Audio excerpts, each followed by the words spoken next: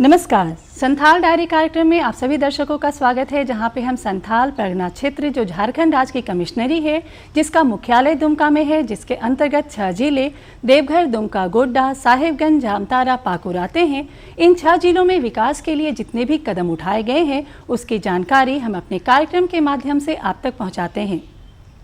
दर्शकों, जीवन को जीने के लिए भोजन की आवश्यकता होती है और भोजन को पाने के लिए खेती करना होता है और हमारे किसान भाई की कोशिश होती है कि अच्छे अन्न का पैदावार करें और इसके लिए उन्होंने हाथ थामा है जैविक खेती का। जैविक खेती यानी कि बिना किसी रासायनिक खाद का उपयोग किए हुए खेती करना, यानी कि उससे हमें 100% शुद्ध भोजन मिलता है और हम अच्छे स्वास्थ्य के मालिक हो सकते हैं। सन 1990 से पूरे विश्व में जैविक उत्पादों की मांग बढ़ गई है, यानी कि लोग आज की तारीख में जैविक उत्पादन का सेवन करना चाहते हैं और हमारे संथाल परगना क्षेत्र के किसान भाई भी इसका उत्पादन कर रहे हैं और आर्थिक रूप से सशक्त हो रहे हैं। राष्ट्रीय कृषि ग्रामीण विकास बैंक, जिसके तहत लोगों को प्रशिक्षण दिया जा रहा है कि वो जैविक तरीके से कैसे खेती करें। आज हमारी कैमरा टीम आपको लिए चलेगी देवीपुर, देवघर। आइए देखते हैं कि वहाँ के किसान जैविक विधि से खेती करके आर्थिक रूप से कैसे सशक्त हो रहे हैं। संथाल परगना का एक बहुत ही महत्वपूर्ण जिला है देवघर और देवघर के अंतर्गत ही एक गांव है देवीपुर। देवीपुर गांव आज देवघर के अन्य क्षेत्रों में जैविक कृषि के लिए प्रसिद्धि पा रहा है।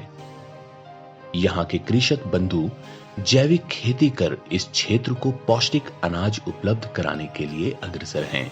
आज हम हैं देवघर के देवीपुर प्रखंड के अमरियासार गांव में। हमारे साथ गोपाल मंडल जी हैं। इनसे हम जानेंगे कि कैसे इन्होंने जैविक खेती करके और अपने खेती में वृद्धि किए हैं। खेती करने का पहले तो मेरा इरादा नहीं था, पहले मजदूरी कर रहा था मैं। मजदूरी कुछ दिन किए, उसके बाद जो है कुछ दिन बाहर चला गया। बाहर जाने के बाद 10 साल बिताए बाहर में। उसके बाद घर आए तो अपना परिवार में कुछ देखें कि सलाह नहीं है, तो अपना जो है खेती करने शुरू कर दी। खेती 8 साल से मैं कर रहा हूँ। 8 साल से करते करते खेती जो है वैसे तो प्रॉफिट नहीं होता था पहले, लेकिन 2 साल से जब नवाट वाला आए, हम लोग का हेल मेल हुआ। नवाट वाला कुछ बताया गया कि इस तरह करो, उस तरह करो, तो हम लोग करने लगे। करने के बाद उपजाऊ जो है कुछ अच्छा हुआ, कुछ ख़राब भी हुआ, लेकिन फिर भी अच्छे हुआ। लेकिन जैविक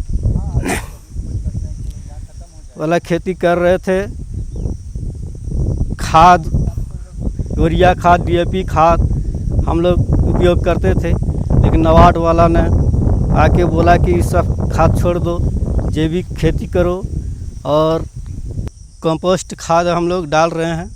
उससे हम लोग का जो है गाछ भी नहीं मर रहा है, बीमारी भी कम हो रहा है, उपजाऊ भी सही हो रहा है। लेकिन बात एगो यहाँ वजह ये है कि हम लोग का सही बिक नहीं रहा है। जो रेट बिकना चाहिए वो रेट का दाम नहीं मिल रहा है। हम लोग खट रहे हैं, कमा रहे हैं, क्योंकि लॉकडाउन जो लगा है, हम लोग का सब्जी अधिक बिकता भी नहीं है। उपजाऊ तो कर लेते हैं, लेकिन बिकता ही नहीं है। अब बिकता है तो वही आधा दाम मिलता है। जैविक खेती के लाभों को देखते हुए आज सभी कृषि वैज्ञानिक और हमारी सरकार इसके महत्व को समझ चुकी है और पूरे देश में जैविक खेती को बढ़ावा देने के लिए किसानों को प्रेरित किया जा रहा है। खेती हम लोग करेला है, भिंडी है, खीरा है, उसके बाद कद्दू है, बैगन है, मिर्चा है, ये सब चीज़ का खेती कर लेते हैं। वहाँ भी ट्रेनिंग दिए। एक दिन सर बुलाया यहाँ देवघर भी, वहाँ भी ट्रेनिंग दिए। इस तरह ट्रेनिंग ऐसे मिल रहा है। हम लोग ऐसे पहले से खेती जो करते थे, पहले ट्रेनिंग कहीं नहीं दिए थे, लेकिन 1-2 साल से हम लोग का ट्रेनिंग मिल रहा है। दोनों में अंतर यही सर, इसमें देखते हैं कि जैसे कि रासायनिक खाद हम लोग पहले डालते थे, उसमें पौधों में ज़्यादा जो है किसी रोग होता था, मर जाता था। ये सब बीमारी जो है अभी कम हो गया है जैविक खाद डालने से। रासायनिक खाद डालने से क्या हानि होता था? हानि होता था, ज़मीन बहुत जो है टाइट हो जाता था, जोतने कोड़ने में बहुत टाइट लगता था। और अभी जब ये रासायनिक खाद जब डाल रहे हैं, वो थी बर्मी खाद, तो अभी ज़मीन का देखते हैं बहुत एकदम हल्का ही रहता है और गाछ भी सजीव सही रहता है उसका। कहीं गए थे? हाँ, बाहर भी गए हैं। पहले मजदूरी देवघर में किए 4-5 साल, उसके बाद बाहर गए हम, बनारस में काम कर रहे थे, 8 साल वहाँ पर रहे। उसके बाद जो है घर चला आए। घर में कुछ ऐसा हुआ हमारा कारणवश, इसके चलते से मैं खेती पकड़ लिया। हर वो मुमकिन प्रयास किए जा रहे हैं जिससे हमारे किसान भाई जैविक तरीके से खेती कर पाएं। इसी सिलसिले में नाबार्ड द्वारा देवघर जिले के देवीपुर गांव के किसानों को जैविक खेती के लिए प्रोत्साहित किया जा रहा है। तो मेरा नाम है संतोष कुमार झा। मैं संस्था का प्रोग्राम मैनेजर हैं। हम पूरा जैविक खेती ऑर्गेनिक विधि से हम लोग यहाँ किसान को बताते हैं, ट्रेनिंग दिलवाते हैं बाहर ले जाके, और इस खेती से कितना फ़ायदा हो, कम ज़मीन पे कितना उपजा हो सकते हैं, कम मेहनत पर कितना उपजा हो सकता है, वो हम लोग बताते हैं। उस विधि से हम लोग खेती करवाते हैं। सर क्या जैविक विधि क्या होता है? जैविक विधि सर, पहले रासायनिक खाद जितना मात्रा में लोग बाहरी खेत में डाला था कि ऊपर से ज़मीन 8 इंच तक बंजर बन गया था, टाइट हो जाता था। पानी पड़ने से ही उसमें हल चलता था, अन्यथा नहीं चलता था। ज़मीन में उपजाऊ नहीं बराबर था, और प्लस जो भी फसल लगाता था उसका ग्रोथ नहीं होता था, कीटाणु खाता था, कीटाणु लग जाता था, उसका फ़ायदा नहीं होता था। अब हम लोग इसको गोबर से जो केचुआ डाल के जो वर्मी कंपोस्ट बनवा रहे हैं, 45 दिन में हम लोग खाद तैयार होता है। तैयार होने के बाद उसको हम लोग पूरे खेत में डलवाते हैं। डालने के बाद उसमें बीज पौधा लगवाते हैं। वो जो बीज तैयार होता है उसमें पहले से ही अमृत जल दिया जाता है, ताकि उसमें भविष्य में कीड़ा न लगे, और उसका उपचार ऐसे ढंग से किया जाता है कि कीड़ा लगता नहीं है और फल काफ़ी मात्रा में होता है। पहले सर 2-4 कट्ठा में मंडल जी कभी कभी कुछ खेती करते थे सब्जी का, और कुछ मकई लगाते थे, कुछ करेले लगाते, अपना लोकल विधि था उसी विधि से। जब से हम लोग इन लोगों से जुड़े हुए हैं, इन लोगों से प्रचार प्रसार किए हैं, कहीं ले जाते थे, एक्सपोजर विजिट में ले गए हैं, जहाँ ड्रिप लगा हुआ है वहाँ भी ले गए हैं, ताकि ये लोग देखे और सीखे समझे। फिर लोग बोला सर जहाँ ले गए हम लोग देखें तो हम लोगों को भी उसे ही खेती करवाइए, उससे हमको लाभ मिलेगा। तो फिर इन लोगों के साथ हम लोग दिन रात मेहनत करते आज ऐसा स्थिति में है कि अब 2 बीघा 3 बीघा 4 बीघा में ये लोग अपना सब्जी लगा रहे हैं, और काफ़ी सब्जी लगा रहे हैं, जो 5-6 हटिया में ये लोग बिक्री करके अपना परिवार पाल रहे हैं और बच्चों को पढ़ा भी रहे हैं। एक और जहां खेती बाड़ी में रासायनिक खादों और दवाओं के प्रयोग से अच्छा उत्पादन और त्वरित लाभ तो मिल जाता है, परंतु इसके दूरगामी परिणाम अच्छे नहीं होते। रासायनिक खादों एवं दवाओं के प्रयोग से मिट्टी की उर्वरा शक्ति का ह्रास होता है, जल धारण क्षमता घटती है, उत्पादित अनाजों की गुणवत्ता में कमी आती है। साथ ही ऐसे खाद्यान्न हमारी सेहत को भी नुकसान पहुंचाते हैं। बीज उत्पादन करते हैं, जैसे कि बीज हम लोग ले आते हैं।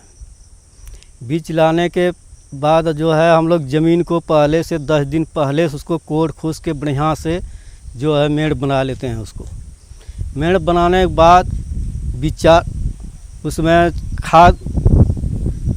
खाद गोबर का दे करके, उसके बाद पोटाश थोड़ा हल्का बहुत देने के बाद जो है बीज को डालते हैं। बीज डालने के बाद जो है उसमें पटवन सही टाइम में करते हैं। बीज तैयार होता है करीब 1 महीना से 1.5 महीना तक।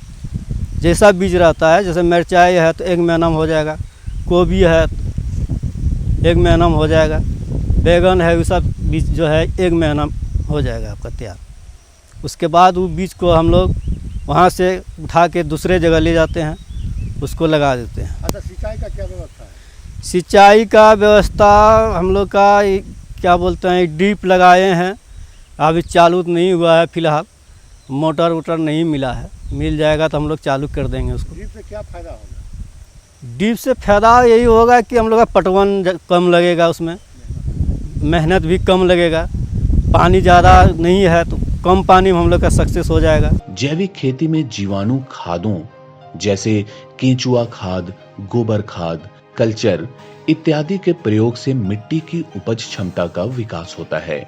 नाबार्ड के इस प्रोत्साहन से देवीपुर के कई कृषक आज जैविक विधि द्वारा खेती कर रहे हैं। सभी दीदी को प्रशिक्षण लेके आती हूँ और सभी दीदी सबको बताती हूँ कि दीदी कैसे कैसे लगाना जाता है। अभी हम लोग यहाँ दवा का यूज ज़्यादा नहीं हम लोग कर रहे हैं सर। अभी स्टिकी ट्रैप सब लगवाए हैं तो अधिक कीड़ा हम लोग का इसी में फंस जाता है, तो हम लोग ज़्यादा दवा का यूज नहीं करते हैं। तो जैविक खेती कर रहे हैं कि रासायनिक खेती? सर इसमें तो जैविक खेती की तरह ही सोचिए, मान लीजिए हम लोग दवा नहीं डाल रहे, स्टिकी ट्रैप लगवा रहे हैं, उसमें अधिक कीड़ा है सो फंस जाता है, तो हम लोग को दवा का ज़रूरत नहीं पड़ रहा है। तो इसमें देख रहे हैं दीदी आप ड्रिप इरिगेशन भी कर रही हैं। जी सर। क्या फ़ायदा होता है? सर ड्रिप से हम लोग का जितना पौधा का आवश्यक मतलब आवश्यकता पानी है उतनी ही पानी मिलता है, नहीं तो हम लोग पहले पानी बहा देते थे अधिक, तो उसमें पौधा का अधिक पानी मिलने के कारण पौधा भी मर जाता था। मल्चिंग भी किए हुए हैं, इससे क्या फ़ायदा है? मल्चिंग से सर क्या होता है कि इसमें जो अभी पौधा इधर में घास फूस निकला हुआ है वो सब नहीं होता है, और अभी नहीं लगाते हम लोग मल्चिंग तो पूरा यहाँ घास होता, कोड़ाई होता और फिर खरपतवार निकालना पड़ता। जी सर। पहले हम लोग एसएजी में जुड़े, उसके बाद एसएजी के बाद पीजी में जुड़े, पीजी के बाद हम लोग को ट्रेनिंग मिला, ट्रेनिंग मिल के उसके बाद हम लोग को 3 DPR का यहाँ चयन हुआ। 3 DPR में सर इस सबको दिखाएं तो 2 DPR यहाँ सड़वाहा में बन चुका है सर, और फिर 2 DPR बना है, उसके अथी से हम लोग यहाँ भी खेती कर रहे हैं, नहीं तो पहले यहाँ कुछ नहीं होता था सर। अभी कितना खुश हैं आप लोग? जी सर, हम लोग बहुत खुश है सर, हम लोग का गांव में भी हो रहा है, पहले यहाँ बंजर होता था, आज हम लोग खेती कर रहे हैं तो खुश नहीं रहेंगे सर। और उच्च मूल्य कृषि हम लोग का जोहार आने के बाद मिल रहा है तो खुशी तो ज़रूर होगा। हम लोग को सिंचाई मिला यहाँ कि पहले हम लोग जैसे तैसे खेती कर रहे थे, तो हम लोग का उपजाव ज़्यादा नहीं हो रहा था, तो हम लोग पहले फिर जो दादा सब आते थे और वो बताते थे तो हम लोग फिर ढीपा लगाए, ढीपा लगा को तकर बाद माल्चिंग करवाए, और माल्चिंग से तकर बाद प्लास्टिक जो मिला ना वही माल्चिंग को ढके और उसी से हम लोग सिंचाई किए, तो हम लोग का अच्छा तरह से उपजा हो रहा है। हुआ ऐसे हुआ कि हम लोग यही टीवी में देखते थे और कहीं दूर जगह हम लोग का दादा सब ले जाते थे ना, तो वहाँ हम लोग देखे तो हम लोग सोचे कि इसी तरह हम लोग भी करेंगे तो हम लोग का भी उपजाव ज़्यादा निकलेगा। दीदी सब जो ऐसी तैसी कर रही है यहाँ कैसे लगा रही है, तो दीदी सब एक बार हम लोग गए तो वहाँ गए तो वहाँ दीदी सब यही इसी तरह लगा रही थी और इसी तरह पॉप सब बिछा था, तो दीदी सब बोली कि इसी तरह करना है तो ज़्यादा खटाव नहीं होता है, घर का भी काम हम लोग का सब कर लेते हैं, और जाकर बाड़ी में भी पानी सोझा को हम लोग घर में आकर पूरा काम करके और जाते थे टाइम पे। अच्छा दीदी ये बताइए, जो अगर हम सब्जी की बात करें तो अभी कौन कौन सा सब्जी आप लोग अपने खेतों में लगा लेते हैं? हम लोग हो गया कि गोभी हो गया, टमाटर हो गया, और बैंगन हो गया, मिर्चा हो गया। देवघर देवीपुर गांव के किसान जैविक खेती कर प्रसन्न हैं, क्योंकि उन्हें बेहतर शारीरिक स्वास्थ्य मिलने के साथ साथ बेहतर आर्थिक स्वास्थ्य भी प्राप्त हो रहा है। पहले सर हम लोग जैसे संपर्क किए हैं, इनके बारे में जानकारी लिए कि ये मेहनती किसान है, तो आखिर ये पारंपरिक खेती अपना कर रहा है लेकिन उससे गुजारा नहीं हो रहा है। तब इन लोगों से बोलेंगे भाई नहीं, इस तरह गुजारा होगा नहीं, बाल बच्चा पढ़ाना भी है और कुछ आर्थिक स्थिति मजबूत करना है, कल दिन बच्चों का शादी भी देना है, तो बोला सर कैसे होगा। मीटिंग की है, सब कमेटी बैठाया, सचिव बैठाया, अध्यक्ष बैठाया, मीटिंग करा के बोला नहीं अच्छा किसान हमको चुन के दीजिए। तो अच्छा किसान में गोपाल मंडल जी मिला, और भी बहुत सारे अशोक मंडल है, पंचानन मंडल है, तो वो किसान लोग बोला नहीं जागरूक हो गया कि नहीं हमको खेती करना है। तो इन लोग पहले मजदूर करता था सर, बाहर कुली करता था, 100 रुपया 125 रुपया दिन भर 10 घंटा मजदूरी करके आता था, 100 रुपया लेकर आता था, बहुत कष्ट था। सुबह जाता था घर में जो रूखा सूखा खा के, फिर रात को पुनः आके घर में ही खाता था, बाजार में कुछ खाता नहीं था, आर्थिक स्थिति बहुत दयनीय था। तो ये लोग को देखते हैं आहिस्ता आहिस्ता हम लोग जब संपर्क करते रहे, जैविक खेती बताने लगे, वर्मी कंपोस्ट बनाने लगे, और ये लोग जब खेती देखने लगा कि नहीं खेती में अब कीड़ा लग रहा नहीं है, ग्रोथ अच्छा हो रहा है, गांठ मोटा हो रहा है, तना मोटा हो रहा है, अब फल ज़्यादा मात्रा में दे रहा है, और फल को 1 सप्ताह तक रखने के बाद भी सड़ता नहीं है। तब ये लोग बोला नहीं अब ऐसा ही खेती हम लोग करेंगे। ऐसा खेती करके आज ये लोग मैंने अच्छा डिपॉजिट भी कर रहे हैं, अपना महीना में करीब 5 से 7 हज़ार रुपया जमा भी कर लेते हैं, खाना पीना भी खाते हैं, और 4-5 हटिया का कवर ये लोग खुद करते हैं। आज हटिया में जो भी सब्जी देख रहे हैं इन लोगों की बदौलत है। पंचानन मंडल जी जो कि आपके जलेश्वर वाटर सेट में गांव अमायसर से बिलोंग करते हैं, तो इनको भी काफ़ी एक्टिव पाया गया। इन्होंने भी सबसे पहले तो ट्रेनिंग तो इनको भी प्रोवाइड की, पाँचों टाइप की ट्रेनिंग प्रोवाइड की गई इनको। कहाँ नबार्ड का जो वाटर सेट का क्लाइमेट प्रूफिंग प्रोजेक्ट था उसके थ्रू, संस्था मासाब के थ्रू, तो इसको इन्होंने अच्छी तरह से ऑब्जर्व किया है। जैसा कि देखने में आया कि उन्होंने भी मचान पे काम किया, मचान में 3 स्तरीय कृषि कार्य को कार्य किया है। तो उन्होंने जैसे खीरा, अदरक, करेला और ओल जैसे सब्जियों को 3 स्तर पर मचान में उन्होंने सब्जी उगाने का कोशिश किया है, और इसका एक अच्छा उत्पादन भी देखने को मिला, उनका उत्पादकता भी बढ़ा है। और जैसे कि ये 4-5 साल पहले माइग्रेट करके आए थे शायद कोलकाता या बंगाल में कहीं काम करते थे। तो माँ साहब के द्वारा जो वाटर सेट का डेवलपमेंट का जो कार्य चल रहा है नाबार्ड के थ्रू, उसके इन्होंने जुड़े और ये जुड़कर अपने जो इनके कृषि करने का कार्य करने का जो तरीका था उन्होंने चेंजिंग किया और इसका परिणाम हुआ इनके आय में भी तो वृद्धि हुई है। इसका एक सक्सेस स्टोरी भी बनाने के लिए कहा जाएगा माँ साहब को, क्योंकि ये एक अच्छा उदाहरण होगा। तो इन्होंने भी वही काम किया है कि पहले जैविक खेती में उतरे, वर्मी कंपोस्ट, अमृत जल बनाकर फिर उसको किस तरह से कृषि कार्य में अच्छे ढंग से लाया जाए वो भी। और ये भी, हाँ, ये भी आपका क्या कहते हैं ड्रिप सिंचाई की ओर जा रहे हैं। अब ड्रिप सिंचाई को भी लेकर इसके कितने दिनों तक कंटिन्यू करते हैं, कंटिन्यू करेंगे ही, ये भी देखने की होगी। लेकिन ये तो बात है कि चाहे पंचानन मंडल जी हो चाहे गोपाल मंडल जी हो, इनका कार्य सराहनीय है और आगे भी एक सराहनीय होगा। और आसपास के जो भी चालेश्वर का कमांड एरिया में जो भी किसान आते हैं, इनके लिए एक अनुकरणीय हो सकते हैं ये। दर्शकों, लाल बहादुर शास्त्री जी ने कहा था, जय जवान जय किसान। जवानों की वजह से हम सुरक्षित हैं और किसानों की वजह से हमारा पेट भरता है, यानी कि हम सुकून की ज़िंदगी जी रहे हैं। दर्शकों, जब हम सुकून की ज़िंदगी की बात करते हैं तो हम संगीत को भी याद करते हैं। चिकित्सा जगत भी कहता है कि जो इंसान संगीत को सुनता है या फिर गाता है, उसका कंसंट्रेशन पावर, यानी कि वो एकाग्रचित होकर किसी काम को कर सकता है। यही एक खास वजह है कि हमने अपने डायरी में म्यूज़िक को, यानी कि संगीत को, एक खास जगह दी है। जब हम बात संगीत की करते हैं तो सबसे पहले हम तवज्जो देते हैं लोक संगीत को, क्योंकि लोक संगीत जो है उस लोक की, उस समाज की पूरी कहानी को बयां करता है, जिससे हमारी आने वाली पीढ़ी को उसकी जानकारी मिलती है। तो आइए हम सभी आनंद उठाएं लोक संगीत का। कलाकार हैं अनिल मुखियार एवं साथी।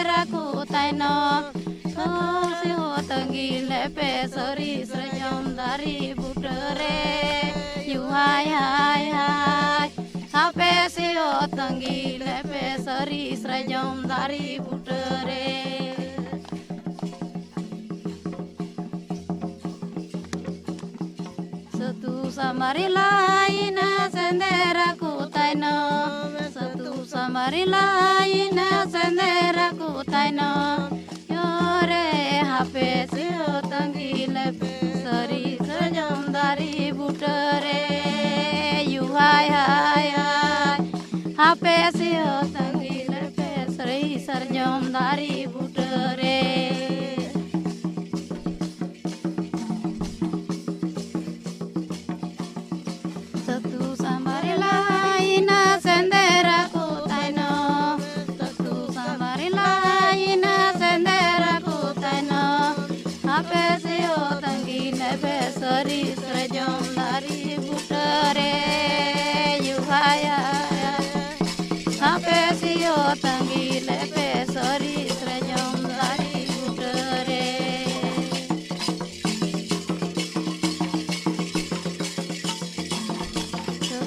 samarilaina sendera kutaino men satu laina sendera kutaino ore hape siho tangile sari sajam dari butare yuai hai hai hape siho tangile pe sari sajam dari butare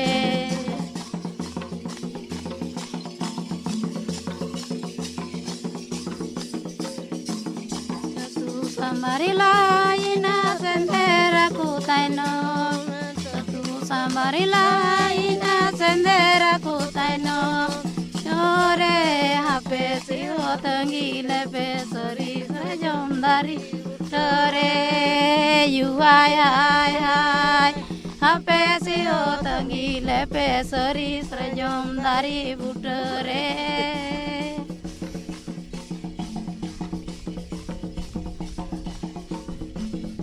satu samarilaina sendera kutaino satu samarilaina sendera kutaino yore hape siho tangile sari sajam dari butare yuhai hai hai hape siho tangile pe sari sajam dari butare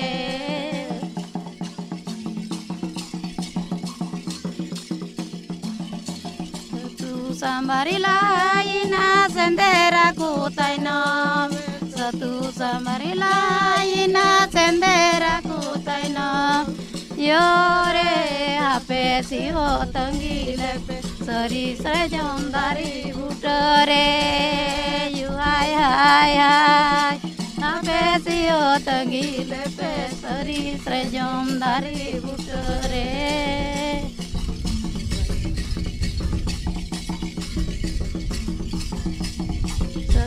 samarilaina sendera kutaino satu samarilaina sendera kutaino hape siho tangile pe sari sajam dari butare yuhai hai hai hape siho tangile pe sari sajam dari butare